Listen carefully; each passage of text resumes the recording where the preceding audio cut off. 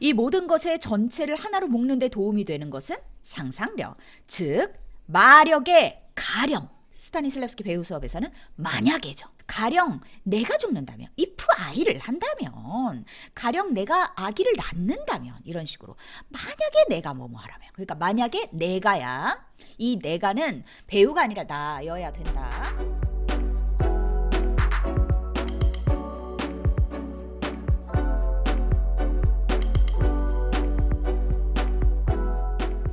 산연기 파트 1 배우 자신 5 감각기억법.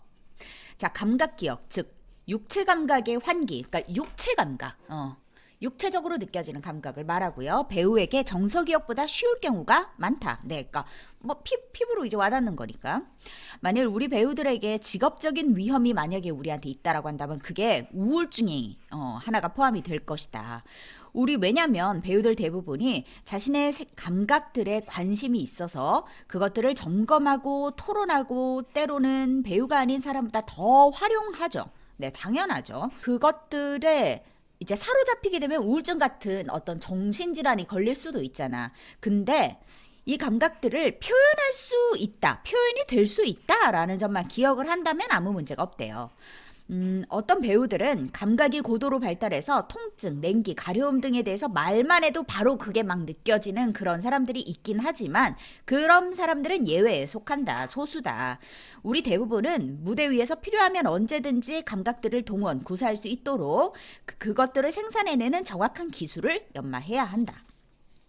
자, 이것이 가능한 이유는 모든 육체가 타고난 진실 감각을 갖고 있기 때문이라고 합니다. 우리가 육체적 진실, 그러니까 육체는 진실한 거야, 그치? 육체가 거짓말하지 않지. 육체적 진실을 위배하지 않으려면 어느 정도 생리적인 진실, 그러니까 사실에 대해서 배워둬야 된다. 가끔 부정확한 육체적 적응 하나 때문에 무대의 존재의 전체적인 흐름에 대한 신뢰가 완전히 깨지기도 한다. 내가 주어진 인물을 이해하지 못해서 이 분야에서 실패할 때 연출가나 교사나 동료 배우가 나더러 긴장을 풀라거나 주의 집중을 하라거나 상상력을 구사해라 라고 명령을 하면 언제나 짜증이 난대요. 만일 극작가나 연출가가 내가 푹 자고 있다가 그게 시작과 함께 깨어나는 걸 이제 장면으로 시작을 한다면, 근데 나는 잠자거나 깰 때 육체적으로 일어나는 변화에 대해서 배워둔 바가 없다면 아마 틀림없이 누워서 근육의 긴장을 해소하려고 치열하게 싸울 테지만 실제로는 무대 위니까 근육의 긴장은 당연히 고조가 되고 신경은 걱정으로 더욱 불안해질 것이다. 아무도 나한테 주의 집중해야 할 대상이 무엇인지 가르쳐주지 않았기 때문에 내 마음은 중요하지 않은 것들로 치달을 터이어서 주의 집중하는데 몹시 애를 먹을 것이고, 또한 아무도 나한테 어떤 길로 상상력을 내보내야 할지 얘기해주지 않았기 때문에 나의 상상력은 잠자거나 깬다는 전제에 있어서 나를 완전히 실패하도록 만들 것이다. 내 감각 기억조차도 1시간가량의 시간이 허용되지 않는 한 전혀 도움이 안 되며, 설령 허용이 된다고 해도 어쩌면 내가 정말 잠이 들어버려서 큐에 맞춰서 깨는데 도움이 안 될지도 모른다. 자, 잠자고 깰 때의 단순한 생리 과정을 발견하고 그것을 몇 초 내로 재생산하는 방법을 깨우친다면 얼마나 마음이 편할까? 분장실에서 급히 의상을 갈아입고 무대로 다른 박질 쳐와서 막이 열림과 동시에 무대 위에 침대로 쏙 뛰어들어가서 그 과정을 재빨리 수행하면서 나 자신이나 관객에게 내가 깊이 잠들어 있다가 방금 깨어났다고 확신시켜 줄 수가 있다면 얼마나 위안이 되겠나. 자, 우리도 한번 해보자. 우선 침대 속에 몸을 편안히 묶고 어느 한 부위, 예를 들면 어깨나 궁둥이나 발 같은 신체의 어떤 한 부위에만 주의를 집중하는 거예요. 첫 번째. 이제 눈을 감고 눈꺼풀 밑에 바로 앞쪽 중앙에 두 눈을 모은다. 이것이 진짜 잠잘 때의 눈의 위치다. 그러니까 우리 눈을 감는다 그러면 눈을 이렇게 감으면서 시선을 아래로 내려서 이것이 잠자고 있는 상태다라고 착각하기 쉬운데, 여러분들이 이제 오늘 자면서 한번 생각해 보세요. 그러면 우린 다 불 꺼진 상태에서 뭐 보통 잘 거잖아. 그때 보면 그냥 시선, 눈동자는 앞을 향하고 있고 눈꺼풀만 닫히는 상태가 보통 눈을 감는 상태, 잠자고 있는 상태라는 거지. 그 다음, 그게 주어진 상황과 관련이 없는 추상물질, 뭐 나뭇잎이나 구름이나 파도나 뭐 아무거나 상관없어요. 그런 것에 내면적 주의를 기울입니다. 그리고 이제 내면적 주의를 세 번째, 추상 물질에서 주어진 상황 속에 무엇인가로 옮긴대요. 뭐 예를 들면 몇 시지 지금? 아, 나 늦잠 잤나? 아니면 오늘 할 일이 뭐더라? 뭐 이런 식으로 그전에는 이제 관련이 상관이 없는 추상 물질이었는데 이제는 주어진 상황 속에 뭘로 옮기는 거예요. 그리고 네 번째, 눈을 이제 뜨고 자다가 이제 일어난 거예요. 그 눈을 뜨고 똑바로 앉아서 이제 해야 될 일을 하는 거죠. 그러면 두 눈이 무겁게 느껴지고 몸은 마치 깊은 잠에서 깨어난 것처럼 느슨해질 것이며 여러분의 전체 행동은 반사적으로 다음에 이어지는 행동에 들어맞게 영향을 받을 것이다. 또 하품을 해야 될 경우 여러분은 뇌에 산소가 필요하기 때문에 하품이 나온다는 신체적인 이유를 배워서 알고 있어야 된다. 대부분의 여러분은 입을 크게 벌려서 숨을 내쉬고 아주 묘한 느낌 때문에 곧잘 다른 행동으로 뛰어넘는데 그러니까 이러면 뭔가 좀 내가 묘한 느낌이 든다는데 선생님 생각에는 뭔가 추하다? 뭐 약간 이런 거랑 연관되지 않을까 싶어. 그리고 좀 이상한 기분? 왜 하품하거나 이럴 때 좀 약간 이상한 기분 들잖아. 그런 기분이 느껴지면 그게 조금 이제 약간 회피하고 싶으니까 다른 행동으로 바로 뛰어넘어가는 거야. 다른 이제 목적이 있을 테니까 그쪽으로 뛰어넘어가기 쉬운데 그런데 실제로 여러분들이 하품을 할 때를 보면 입이 열릴 때까지 턱을 아래쪽 뒤로 그러니까 무슨 아이돌 하품하듯이 이렇게 안 하죠.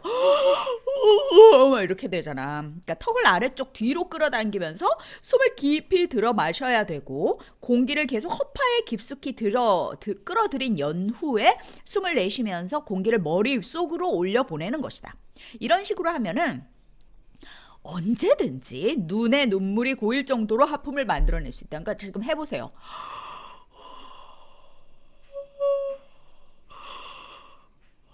이렇게 하면 이렇게 선생님도 지금 눈에 눈물이 살짝 고이거든.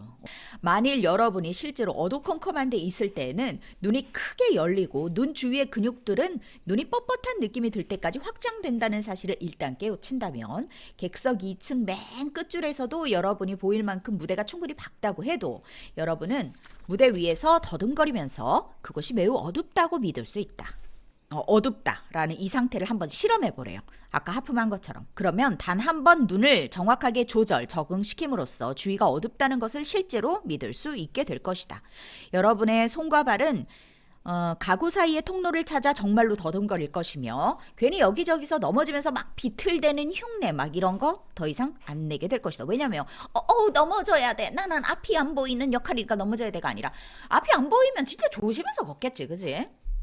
등장인물의 무대 생활을 위해 육체적 감각들을 창조하는 데는 정서적 감각들을 재생산할 때와 똑같은 함정들이 무수히 따른대요. 그러니까 정서적 감각을 떠올릴 때도 여러 가지 함정을 겪었는데 육체적 감각도 똑같은 함정을 겪는데 그게 뭐냐면 자 더위가 필요해요. 덥다라는 감각이 필요해요. 그러면은 자 덥다고 생각하자 이런다라는 거야.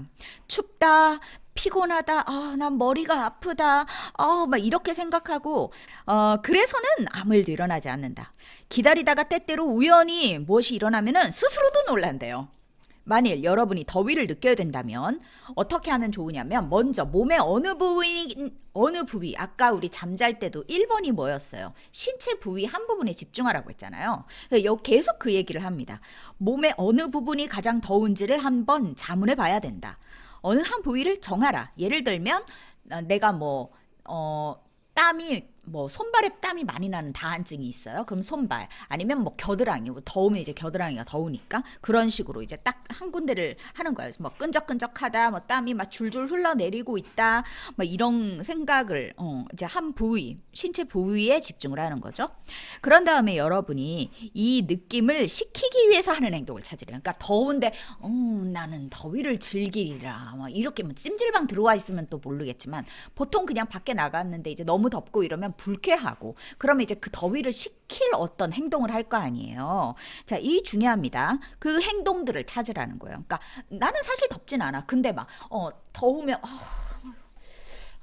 부채 어딨어? 막 이런 식으로 부채질을 한다든지 이런 행동들을 찾으라는 거예요.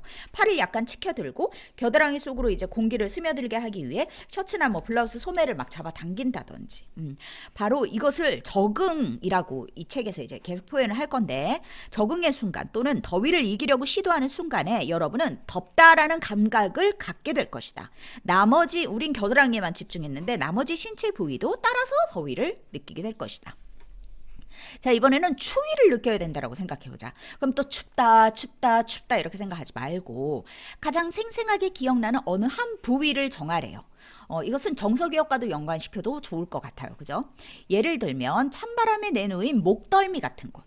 그때 감각을 추워 뭘로 싸게 된다든지 감각을 환기해보고 바로 어깨를 움츠리고 등을 약간 경직시키고 원한다면 덜덜덜덜 떨 수도 있겠죠. 그러면 추위가 느껴진다는 거예요.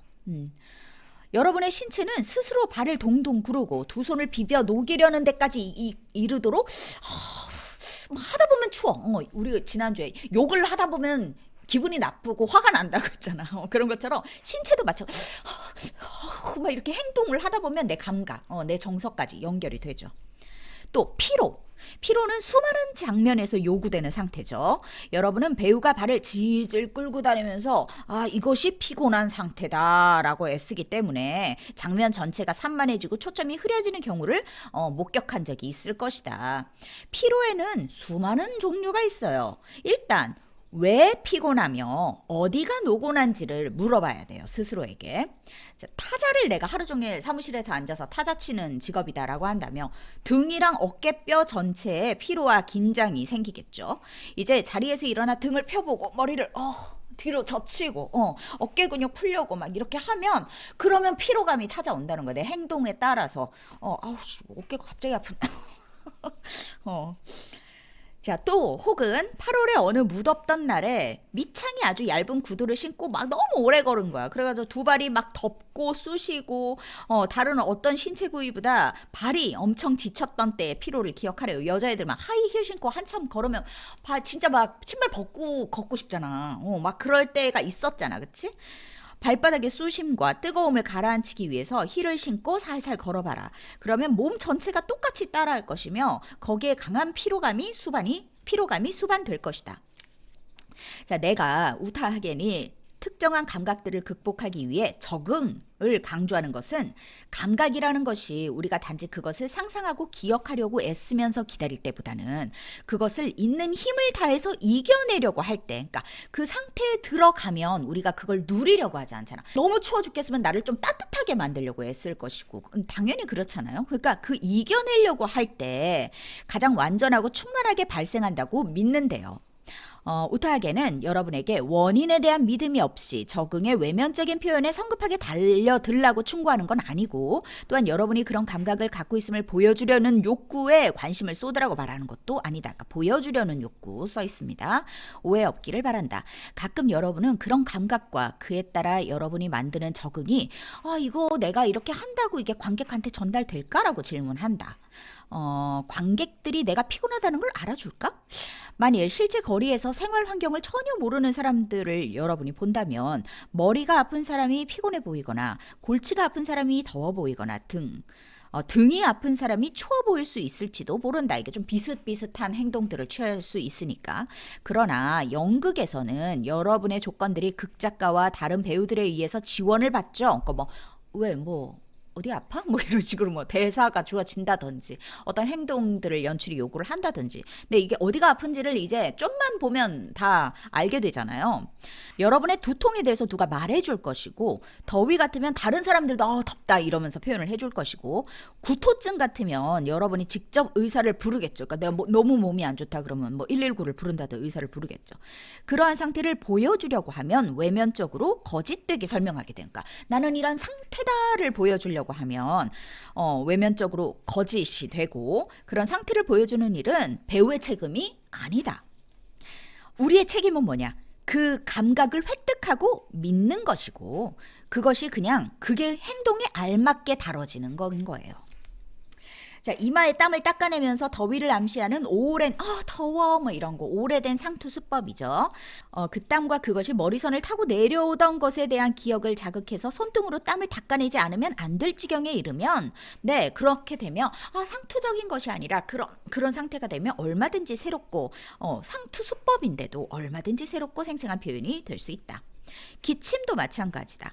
여러분이 간지럽거나 칼칼하게 느꼈던 목구멍 안의 정확한 부위를 직접 찾은 다음, 왜냐면 우리가 뭐 목 전체가 아프거나 보통 이렇지 않잖아. 뭐 감기가 걸리면 코로 자주 오는 애들이 있고 목으로 자주 오는 애들이 있고 막 뭐 목도 어디가 좀 불편하게 그 사람마다 조금씩 이제 부위가 다르고 내가 느껴지는 부분이 다르잖아. 그런 것처럼 그 정확한 부위를 내가 찾고 반드시 그런 증상을 완화시키기 위해서 여기가 아프니까 내가 여기 편하라고 기침을 하는 거지. 그냥 나는 감기에 걸렸어요. 이게 아니라는 거야.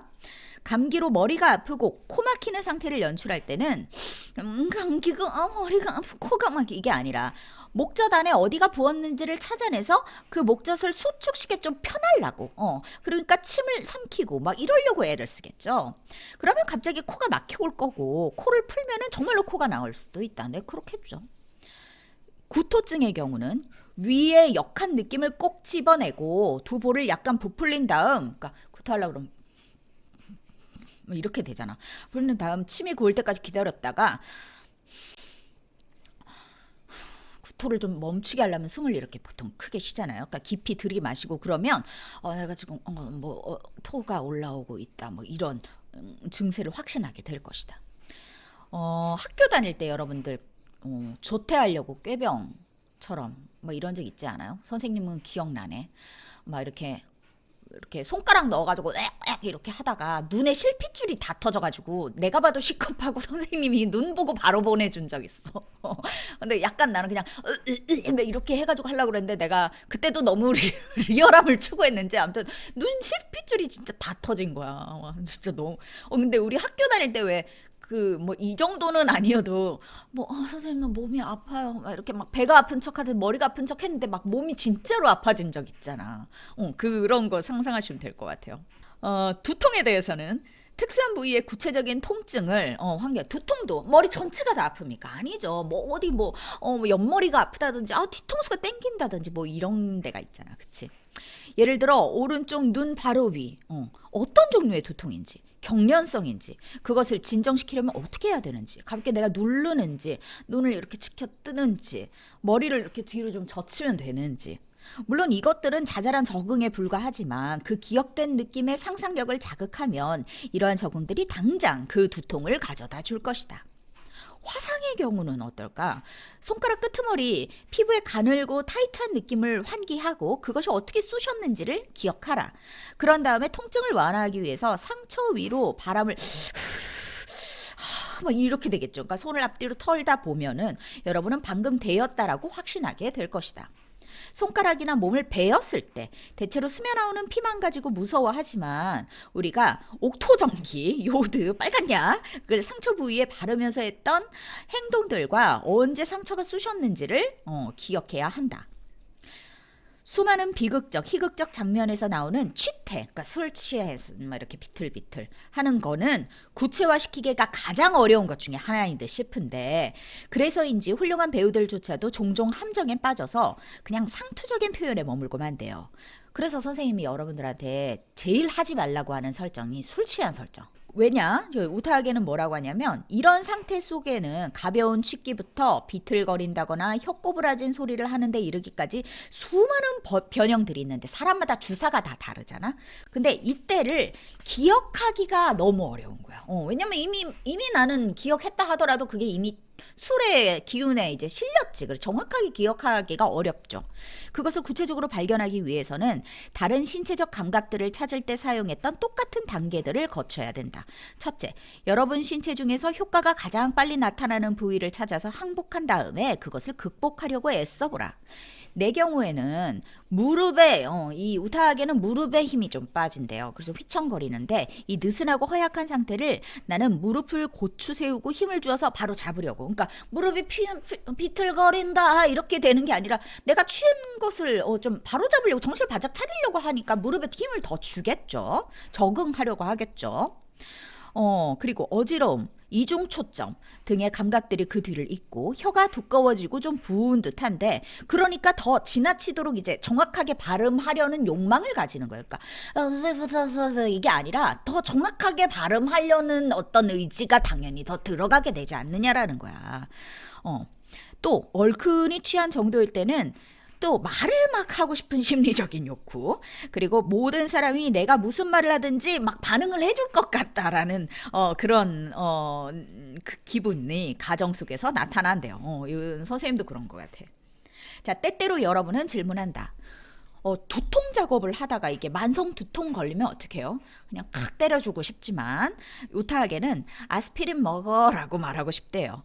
두통이 그럼 아스피린을 먹으면 두통이 가라앉을 거고 그러면 그 가라앉을 때의 감각 그리고 꼼짝 않고 앉아서 긴장이 떠나는 걸 또 한번 느껴보고 또 통증이 가신다는 걸 깨달으면서 목덜미에 긴장이 풀리는 것도 또 느껴보면 그것 또한 배우에게 자양분이 되겠죠.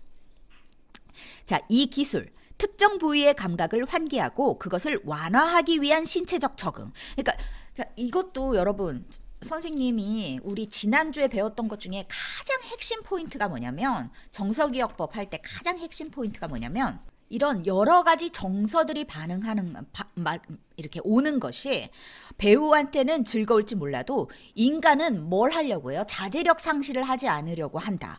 그래서 그런 상태가 되면 어떻게 하든지 이겨내려고 애쓴다라고 했죠. 네, 감각 기억도 마찬가지입니다. 특정 부위의 감각이 환기가 되면 그것을 완화하기 위한 신체적 적응을 한다는 거예요. 그러니까 그게 그냥 술 취한 연기를 보여주는 거. 나는 춥다는 걸 보여주는 거. 이게 뭐냐는 거야. 일생 동안 우리는 다 감각들을 축적해 놓았죠. 그러니까 이제는 극작가가 요구하는 일체의 조건 또는 조건들의 결합을 창조하는데 우리를 도와주는 이 새로운 기술만 획득하면 충분할 것이다. 이 새로운 기술이 뭐예요? 위에서 말한 심지어 우리가 아기를 가져본 경험이 전혀 없이 임신이나 상고를 묘사해야 될 때 또는 폐결핵이나 심장마비로 고통받아야 될 때 또는 칼에 찔려 죽는 장면일 때 이 중에 출산만 빼놓고는 우리가 다 영원히 경험하지 말았으면 하고 바라는 것들이지만 우리는 이 원리들을 적용하고 또 약간의 의학적인 증상 조사를 실시하면 그 어떤 감각도 자유자재로 산출할 수 있다. 자, 춘희라는 작품에서 이 춘희는 폐결핵이 걸려야 되는데 폐결핵을 내가 걸릴 수는 없지만 뭔가가 어떻게 비슷하게 표현이 될 수 있을까? 기관지염 아니면 폐렴 그리고 뭐 이번에 코로나 뭐 이런 식으로 기침 감기로 대체를 하면 되고 술을 또 내가 전혀 마셔본 적이 없을 경우에는 보통 이게 몸에 안 받는다라고 하는 애들은 뭐 한번 마셔보려고 시도를 하거나 내 몸에 안 받는 이유가 있을 거 아니야. 그게 뭐 나는 바카스를 마셔도 취하더라라고 한다면 네, 그럼 막 바카스라든지 아니면 기침약이라든지 그걸 너무 많이 복용했을 때 어질어질함을 기억하면 술 취한 기분이 대신 될 거고요. 또 목 졸리는 장면에 대한 대체로는 이 목이 잘려서 숨이 안 쉬어지는 거니까 물속에 아주 오랫동안 잠겨 있다가 물 밖으로 나왔을 때 헐떡 진짜 뭐 이게 그냥 잠수 이런 거 말고 진짜 뭐 약간 죽을 뻔했다든지 수영장에서 진짜 큰일 날 뻔했다든지 뭐 그런 걸 사용하면 되지 않겠느냐라는 거죠. 이 모든 것의 전체를 하나로 묶는 데 도움이 되는 것은 상상력, 즉 마력의 가령. 그러니까 이것을 스타니슬랍스키 배우 수업에서는 만약에죠. 만약에. if I. 가령을 추가하라. 가령 내가 죽는다면, if I를 한다면, 가령 내가 아기를 낳는다면 이런 식으로. 만약에 내가야, 이 내가는 배우가 아니라 나여야 된다.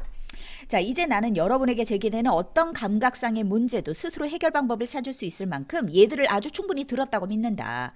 감각 기억을 사용하는 데 있어서 흔히 범하는 실수와 오해에 대해서 잠시 주의해 두고자 한다. 더위, 추위, 두통, 취기, 구토증, 통증 등등의 감각은 별표 주어진 장면의 조건일 뿐이고요. 추위나 두통이 장면의 중심 관심사일 경우에는 그런 거는 없다라는 거야. 그러니까 이게 두통에 대한 작품이다 뭐 이런 건 아니지. 그냥 이 사람이 그냥 두통을 가지고 있을 뿐인 거지. 감각에 대한 발견과 그것이 여러분에게 어떻게 영향을 미치는가에 대한 깨우침은 여러분의 행동들을 장면 안에서 그냥 진실되게 감각적 정확성과 믿음을 가지고 조건 짓기 위해 있는 거지. 무대 위에서 그냥 진짜로 추워하는 거. 진짜 운다. 진짜로 머리가 아파 보인다. 이게 최종 목표는 일 수는 없다. 더 나아가서 여러분이 감각을 지배해야지 감각이 여러분을 다스리게 해서는 안 된다. 이것은 약간 자기 탐닉이나 방종. 네. 그러니까 내가 지금 진짜로 추위를 느끼고 있어. 그냥 행동을 더욱 발전시키기 위해 감각들을 사용하되 그것들이 여러분을 정복해서 자제력을 상실케 놔둬서는 안 된다. 이와 관련해서 한마디 더 하겠다. 만일 여러분의 실제 생활에서 위험하거나 불쾌한 감각 상태가 있는데 동시에 여러분이 맡은 등장인물이 그것을 무대 위에서 겪어야 할 경우가 있죠. 그러니까 내가 오늘 남자친구한테 채였어. 근데 하필 내가 오늘 체인 연기를 해야 돼. 뭐 이럴 경우에는 오늘 내가 채였는데 진짜 뭐 너무 잘 됐다 이렇게 되겠어요? 그 연기 제대로 나올 리가 없습니다. 그래서 무슨 수를 써서라도 그걸 피하는 게 좋대요. 여러분의 무대 생활 중 구토를 만약에 느껴야 될 순간에 진짜로 구토를 막 느껴진다면 그때는 상태를 피해야지. 그러지 않으면 이제 토하고 이제 막이 내려지는 수밖에 없다. 오른쪽 눈 위에 두통을 내가 진짜로 느낀다면 이게 진짜로 아프기 때문에 나를 사로잡아 버릴 수 있단 말이에요. 그래서 그럴 때는 내 뒤통수에 두통이 온 것에 집중해서 작업을 하라는 거예요. 그러지 않으면 진짜 두통이 여러분을 압도해서 자제력을 잃게 할 것이고 따라서 여러분의 무대 생활을 수행할 수 없게 만들 것이다. 뭐 아파 죽겠는데 뭔 연기를 하겠어. 술 취해야 된다면 리얼리티를 위한답시고 진짜로 술을 마셔서 취하면 안 된다. 그때는 연극이 작가의 의도와는 다른 무엇이 되기 십상이다. 배우가 정확하게 기능하려면 이상적으로 말해서 가장 건강하고 가장 온전하고 가장 침착한 사람이어야 돼요, 배우는. 왜냐하면 그는 자신의 정서적, 감각적 생활을 예술적 목표를 위해서 사용하고 표현해야 되기 때문이다. 그러니까 우리는 아티스트이기 때문이야. 예술적 목표를 위해서 사용해야 되는 거기 때문이야. 내 몸이 도구지, 예술의 도구가 돼야 되는 거지. 예술을 훌륭하게 우리는 바라봐야 되고 예술을 추구해야 되는 사람이고 만일 연극에서 역을 얻어서 고용이 된다면 배우는 자기의 불안, 적개심, 억지, 상냥 등의 감각들을 예술적 표현을 통해서 활용할 수 있는 기회를 갖게 될 것이다. 내 생각에는 아마도 우리 배우들을 뭐 신경증 환자라거나 쟤네들 막 되게 예민해. 성격 지랄맞아. 허영에 들떴어. 자기 노출증이 심해라고 싸잡아. 이제 배우들은 이래. 이런 식으로 나무라는 사람들은 재능 있는 허다한 배우들이 그렇게 된 이유가 일할 기회가 없어가지고 표현 욕구를 술이나 아니면 뭐 비이성적인 행동으로 방출하기 때문이라는 사실을 모르는 것 같다. 이거 되게 현실적인 얘기네요. 아니면 이 사람들은 어쩌면 우리 배우들이 제대로 기능할 때 그들이 꿈속에서만 할 수 있는 것을 실제로 하기 때문에 우리를 질투하는 것인지도 모른다. 네. 선생님은 혼잣말을 되게 많이 하거든. 근데 이게 선생님은 되게 몰입이 좀 잘 되는 것 같아. 그래서 어떤 상황으로 싹 들어가면 그 중얼중얼 하게 돼. 내가 그 상황에 들어가서 그 상황을 살고 있는 거야. 근데 내가 이제 혼잣말을 한다라는 건 잘 이제 인지는 못하지. 그럼 옆에 있어 남편이 이제 또 미친 사람 막 이러면서 이제 혼잣말 또 한다고 막 이러는데 그게 순간 그냥 어떤 상상이 되면 싹 이렇게 가. 근데 우리 남편이 나를 볼 땐 나는 이건 내가 배우이기 때문에 가지고 있는 특징 중에 하나라고 생각해. 여러분들 중에서도 혹시 그런 친구들이 있나 모르겠어요. 근데 이것은 일반 사람들이 보기엔 좀 되게 특이한 거고 또라이로 보일 수도 있는 거고 그렇지만 나는 이 또라이 짓을 내가 많이 하지만 이 혼잣말이나 이 상상에 대한 몰입력은 다른 사람들보다 내가 훨씬 좋기 때문에 그게 되는 것 같아요. 그래서 아마 이런 부분을 말하는 것 같습니다. 여러분들도 있겠죠. 자, 그러면 숙제 내드리겠습니다. 자, 특별한 감각이 있죠. 특별한 감각. 우리 이제 72페이지에 보면 뭐 술에 취했을 때 무릎이 휘청거린다든지 우타하게는 혀가 이제 꼬일 것 같아서 지나치게 정확하게 발음을 하려고 한다든지 이런 개개인의 특징이 있을 겁니다. 두통이 올 때 내가 하는 어떤 행동이 있다든지 배가 많이 내가 아프다라고 한다면 어떤 행동을 한다든지 추울 때는 내가 어떻게 하면 좀 덜 춥다든지 아니면 완화는 안 되더라도 나에게 주어지는 신체화 증상들 있죠. 선생님은 러시아에서 이제 추위를 너무 많이 겪었고 그리고 동상이 되게 자주 걸렸었어. 근데 동상이 선생님 어디로 오냐면 귀로 많이 왔어. 항상 모자를 이렇게 쓰고 귀마개도 많이 하고 다녔는데도 귀가 아무래도 다른 신체보다는 내놓아져 있으니까 귀 동상이 되게 걸렸다 나섰다 걸렸다 나섰다를 하도 많이 하니까 내가 이제 인지를 못할 정도로 귀가 그렇게 많이 했던 것 같아요. 그래서 한국에서 찬바람 좀만 쐬면 귀가 너무 아파. 근데 이게 내가 진짜로 귀가 아픈지 아니면 이게 그냥 신체화 증상으로 내가 나타나는 건지에 대해서는 정확하게 잘 모르겠지만 막 귀가 너무 찢어질 것 같아. 그래서 나는 찬바람 불면 항상 모자를 써. 근데 여러분들도 이런 게 있겠죠. 그게 뭔지 찾아서 밴드에다가 올려주시면 되겠습니다. 자, 수고하셨습니다.